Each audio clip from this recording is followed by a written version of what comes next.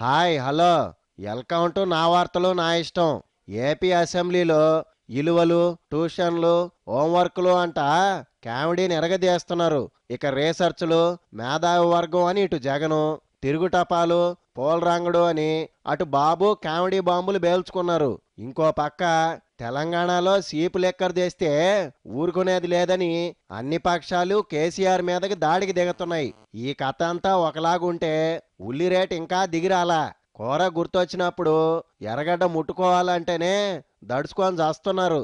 ఇదే సందని ఆన్లైన్ ఉల్లి సేల్స్ అమాంతం పెరిగాయి. 50% ఆఫ్ అని ఆనియన్స్ బంపర్ బొనాన్జా పేరుతో అమ్మకాలు పెంచుకుంటున్నారు. ఈ చిత్రలోకంలో ఎంత పోకడలు చూసే ముందు హెడ్లైన్స్ చదవతా. ఏపీ అసెంబ్లీలో కామెడీ కితకితలు, బాబు జగన్ల పంచులతో అంతా పకపకలు. తెలంగాణలో గుడుంబా శంకర్లు వర్సెస్ లిక్కర్ ఆఫర్లు, బలపడే ఆలోచనల్లో టీ కాంగ్రెస్ నేతలు.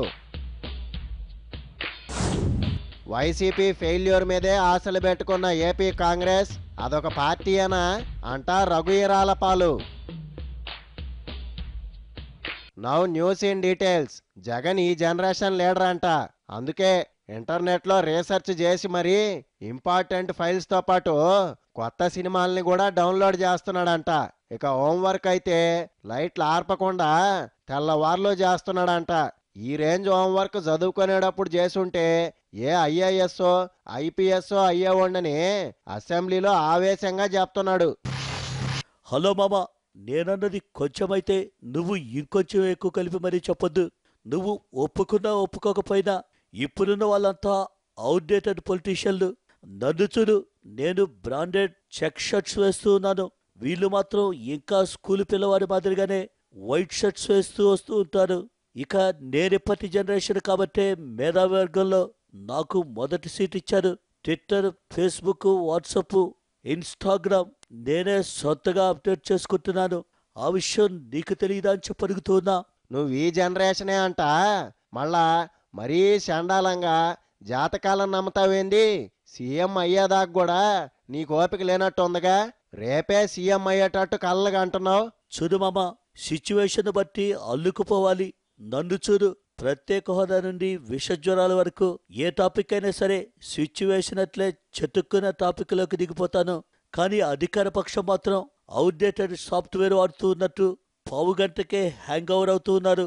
నేను ట్యూషన్ చెప్తానన్నా సరే వాళ్ళు నా దగ్గరికి రాదు. ఇది న్యాయమాంచి పరుగుతూ ఉన్నా. ఆయన పిచ్చి మాటలను నమ్మద్దమా. ఆయన చదివింది తక్కువ, చెప్పుకునేది ఎక్కువ. ఏమన్నా అంటే మోడర్న్ మేధావిలా ఫోజు కొడతా ఉంటాడు. హోంవర్క్ చేయకపోయినా సరే చేసినట్లుగా కలరింగ్ ఇచ్చి నీకు కూడా కనికట్టు గడుపుతా ఉన్నాడు. అమెరికా వెళ్ళి చదువుకోమని చెప్పి వాళ్ళ నాయనయ్యని గారిని పంపితే ట్విన్ టవర్స్ చూసి బాగున్నాయని చెప్పి ఇక రిటర్న్ వచ్చేసాడు. ఇప్పుడు మాత్రం ఆయన టాలెంట్ అయినట్టుగా తెగ స్పీచ్లు దంచుతా ఉన్నాడు. ఆయన దగ్గర విషయం తక్కువ, మాటలు ఎక్కువ. పైకి మాత్రం ఇప్పుడే ఫ్లైట్ దిగిన సైంటిస్ట్ మాదిరిగా బిల్డప్లు ఇస్తూ ఉంటాడు. అవేమీ కూడా మీరు నమ్మద్దు. నమస్కారం మామ. చూడు, అధికార పక్షం యాక్టింగ్ కంటే మా జగనన్న డైరెక్షనే బాగుంటుంది. సభలో ఆయన చేసిన ప్రసంగంలో మరి చూసుకున్నట్టయితే ఎన్ని కామెడీ పంచ్లున్నాయో మీకే తెలుస్తుంది. ఏ టాపిక్ అయినా సరే మా జగనన్న రీసెర్చ్ చేసి మాట్లాడితే ఆ చంద్రబాబు జోకులు వేల్చాడు. ఎంతైనా మా నాయకుడు ఫేస్బుక్ జనరేషన్ కాబట్టి అవతలి పక్షం వాళ్ళు తట్టుకోలేక గిలగిలా కొట్టుకుంటున్నారు. నాకు మైక్ దొరకలేదు, లేకపోతేనా కథ, స్క్రీన్ ప్లే, మాటలు, పాటలతో ఇరగదీసేదాన్ని. మైకు దొరక్కపోతే మీడియా పాయింట్లో వచ్చిపోయే ఇలేకర్లను ఆపి ర్యాగింగ్ చేస్తున్నావుగా. సభలో బదులు బయటే నీ దంచుడు చూసి తట్టుకోలేకపోతున్నావు. హలో మామాజీ, మా పార్టీని ఏ విధములుగా స్ట్రెంగ్థెన్ చేయవలెనో అని మేము రకరకములుగా ప్లాన్స్ వేయుచున్నాము.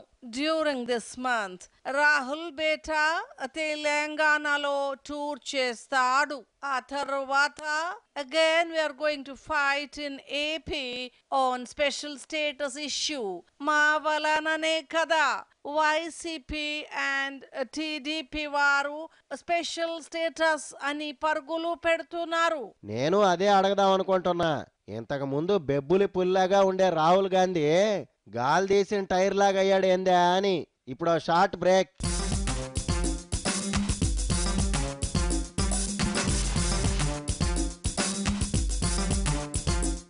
వెల్కమ్ బ్యాక్ టు నా వార్తలు నా ఇష్టం. తెలంగాణలో సీప్ లిక్కర్ని బాబా రామ్దేవ్ మందులాగా తయారు చేసి పేదల ఆరోగ్యం కాపాడతానంటున్నాడు కేసీఆర్. ప్రతిపక్షాలు మాత్రం గుడుంబా గుప్పుమన్నా పర్వాలేదు గానే సీప్ లిక్కర్ వద్దంటున్నారు. వరేవా ఏందే మామ తెగ కామెడీ కొత్తలుగా వస్తా ఉన్నావు. అరే చీపు లిక్కర్కి బాబా రామ్దేవ్ మందుకు ఏందే సంబంధం నాకు తెలియకడుగుతా. ఎవడు పడితే ఆడు బట్టిసార గిట్ల తాగి చస్తా ఉన్నారు. ఏదో పేదల లివర్ని గిట్ల కాపాడదామని మేము ప్రోగ్రాం పెడితే దీన్ని గుడక తప్పన్నట్లు చెప్తారేందే. సర్కారు ఆదాయాన్ని గిట్ల వదులుకుని మంచి మందు గిట్ల తెస్తామంటే గింతగనం సెట్ అయ్యర్లా. ఆల్రెడీ మందున్నది, కాకుంటే కొద్దిగా తక్కువ ధర గిట్ల తెచ్చి గుడంబా తాగేటోళ్ళ కోసం మంచి బ్రాండ్ గిట్ల తయారు చేపిస్తా ఉన్నాం. గీ తీరుగా మేము మంచి పనులు చేస్తా ఉంటే ప్రతోడు అడ్డుబడుడేందే. ఇదేమైనా పద్ధత? నా మీద పడతావేంది? ప్రతిపక్షాలు అంటుందే నేను చెప్తున్నా. అరే నమస్తే మామ, నేను గుడంబా శంకర్. అరే ఏం మామ, మేము మందు తాగద్దా లేకుంటే అమ్మద్దా? గుడంబా కంటే సర్కారు తెచ్చే మందు బాగుంటుందా? మేం 60 ml 10 రూపాయలకు అమ్ముతున్నాం. నేను గుడక మధ్య మధ్యలో ఒక సుక్కేసుకుంటా. గా చీపు లిక్కర్ తెస్తే తెచ్చిర్రు, అది గుడక మేమే అమ్మేటందుకు లైసెన్స్ గిట్ల ఇయ్యాలే. మా కడుపు గిట్ల కొడితే ఎట్లా? మా జీవనాధారం మీద దెబ్బ గిట్ల కొడితే మేము ఇంకేం దుకాణం పెట్టుకోవాలి? మేము ఏదమ్మితే అది సర్కారు అమ్ముతుందా? అరే ఇట్లయితే ఎట్లా మామ, ఇంతగానం అన్యాయమా? యశే, మద్యపానం ఆరోగ్యానికి హానికరం. ఈ హెచ్చరిక లేకపోతే నా న్యూస్ను కూడా మూసేసామంటారు. అది మా బాగా చెప్పినవురా నాయనా. పిచ్చి సారా గిట్ల తాగి జనం చస్తుర్రని కేసీఆర్ దుకాణం గిట్ల పెడితే ఎట్లరా నాయనా? గా గుడంబానే నిషేధించేటందుకు ట్రై చేయమని మేం చెప్తున్నాం. గది చేయమంటే మా మీద పడి తిట్టడేమ్రా నాయనా. 90 ml మందు 15 రూపాయలేనంటారా బాబు? గట్టిగా క్వార్టర్ గిట్లా తాగితే మందు షాప్ కాడికి వెళ్ళి ఇంకా ఇంటికి ఏడబోతాడ్రా నాయనా. రోడ్డు మీదనే బెడ్డేసి దిగిందాక లేవడు. రేపటి సంధి చూడరా నాయనా, చీప్ లిక్కర్ వచ్చినాక ఎంత చీప్ గా తయారవుతుందేందో గదే మేము ఆందోళన చెందుతున్నాం. గందుకనే గదాన్ని గిట్లా బంధు పెట్టమని అడుగుతున్నాం. ఇది సరేలే, మీ పార్టీ కథ ఏంది? యాక్టివ్గా ఉందా లేదా? ఏమైనా గాంధీ జయంతి రోజు నాడు నెహ్రూకి, పటేల్ జయంతి రోజు లాల్ బహదూర్ శాస్త్రికి దండలేయడమేనా, లేక పార్టీ అభివృద్ధి ఏమైనా జరుగుద్దా? అది గట్లంటవేంద్ర నాయనా. పార్టీలోకి వెళ్ళిపోయిన వాళ్ళంతా తిరిగి వస్తున్నారు.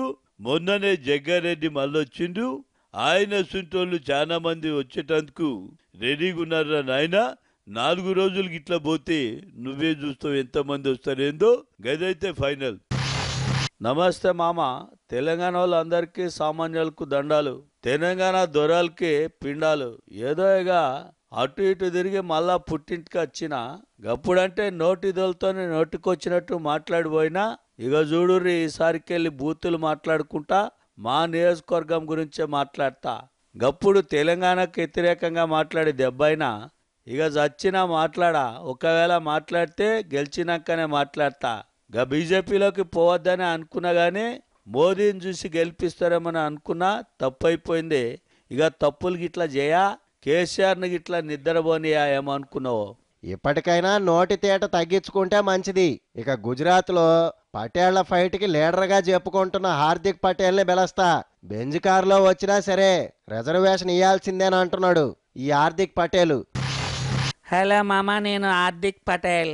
రిజర్వేషన్ లేకపోవడం వల్ల మా చెల్లికి సీట్ గిట్లా రాలే, మా చిన్నమ్మ కొడుకు ఉద్యోగం గిట్లా రాలే, మా మేనత్త కొడుకుకు స్కాలర్షిప్ రాలే. అందుకే మాకు కూడా రిజర్వేషన్ గిట్లా కావాల్సిందే. దేశవ్యాప్తంగా రిజర్వేషన్ల మీద పోరాటం ఇట్లా చేస్తున్నాం. లేదంటే మా పటేల్ సామాజిక వర్గమైన చిరంజీవి, బాలకృష్ణ, వెంకటేష్, పవన్ కళ్యాణ్, చంద్రబాబు, కేసీఆర్ వాళ్ళందరూ సపోర్ట్ కూడా తీసుకొని మా హక్కులు మేము సాధించుకుంటాం. ఏంది వాళ్ళు కూడా మీ పటేళ్ళా?